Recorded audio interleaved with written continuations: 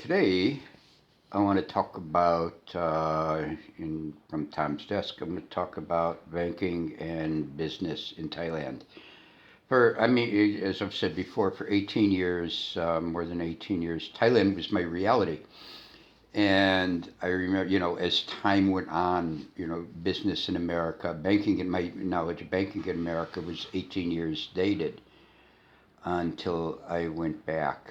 So, and then it really hit me, the Thai things really hit me on my return to Thailand, where, in dealing with people, especially on the phone, because my hearing's not all that great, uh, people who profess to speak English but don't really speak or understand English. And I used to run into this in Tourism Authority of Thailand offices quite regularly. People knew or know words in English, but they have no idea what those words mean. And same thing in speaking to people. They hear English words, but they can't put them into any useful context. It's sort of like when driving down the road, and I turn to somebody sitting to my left, and I say, should I turn right or go straight? And I get the answer yes.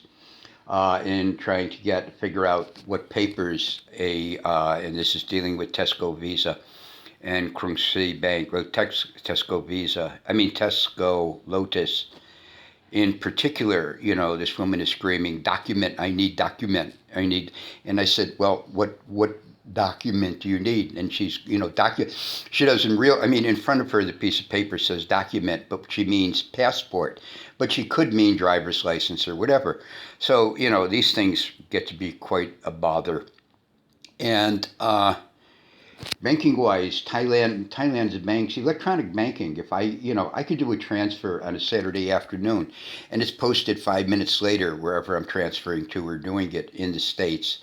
Same thing with payments. If I want to pay a credit card payment, I could either go into my bank. I can generally do it online, and 30 seconds later it's done. Whereas here in Thailand, I tend to use my Tesco Lotus Visa card as an ATM card because I don't like carrying 40, 50, 60,000 baht in cash. And the other day I bought a elliptical trainer, which was 33,990 baht. And I paid for it in a credit card. And a few days later, I was in the bank and I said, well, here, I'm going to pay for everything. And they don't comprehend that. Now, one thing I understand, and it's not unique in Thailand, to be standing behind somebody in checkout, especially places like Tesco or Lotus, who present the first credit card that's maxed out, the second credit card that's maxed out, and they go through five and they're all maxed out because there's no real credit credit bureaus in Thailand. Like in the United States, if you don't have a credit rating, when I went back after 18 years, I had, and for those of you, especially Americans, who have been here for many, many years, if you go back to the States and you don't have some type of sponsor or something and haven't maintained a credit rating in the States, you're in deep doo-doo because you can't rent a house, you can't, all of these things, get a phone, get, many things without a credit rating.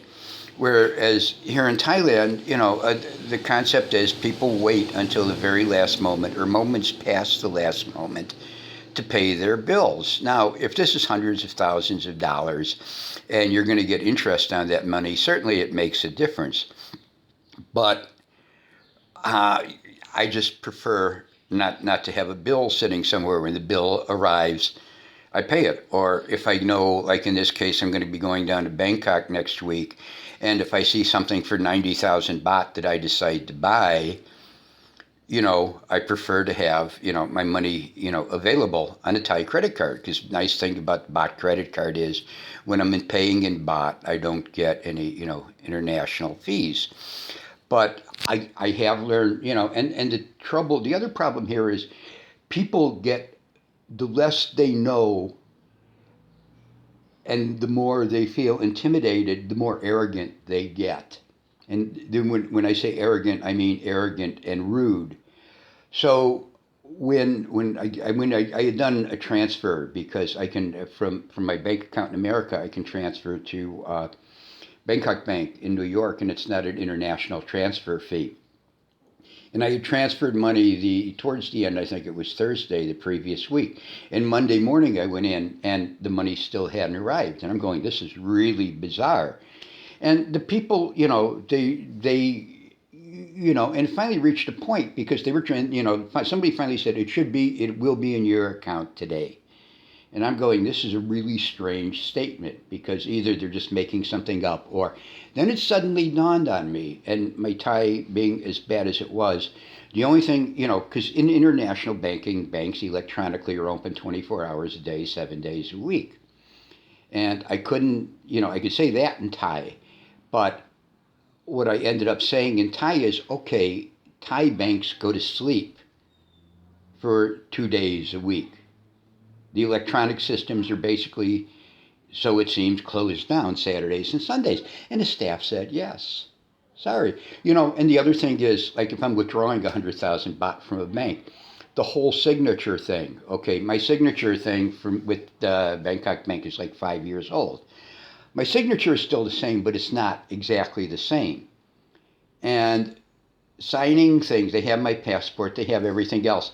And although it gets a bit frustrating, I understand, and I would sooner, they'll show me my signature, from 5 years ago, and ask me to sign more like it.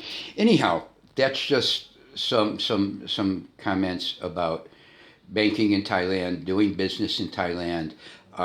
Thais just don't really, if they have English words, they don't necessarily. I mean, Thais have very limited vocabularies in their own language, so to expect them to have, an adequate vocabulary in English is a bit ridiculous. Anyhow, that's just a few of my thoughts for Tom's Desk about business and banking in Thailand and the rest of the world for now. So y'all take care. Bye.